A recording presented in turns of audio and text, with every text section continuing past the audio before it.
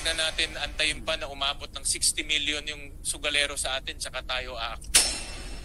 Pag wala tayong gagawin, aakyatin ng 60 million. I'm telling you. Ang gusto ho namin, i-delink na lahat sa mga online gambling.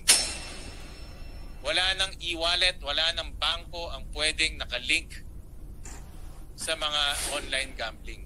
Kagaya ho ngayon, anong penalty ho ng GCash na konektado sila sa illegal? It's a continuing violation, Your Honor. We penalize with 100,000. 100,000 ho, walang kwenta ho yan sa kanila.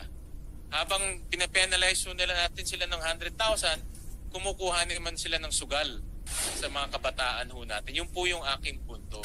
Kaya ang pinakamadali at simple, wag na natin ipalink itong mga bangko at e-payments, e-wallet payments sa lahat ng mga online gambling, whether illegal or legal.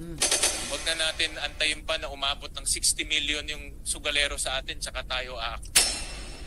Pag wala tayong gagawin, aakyatin ng 60 million. I'm telling you.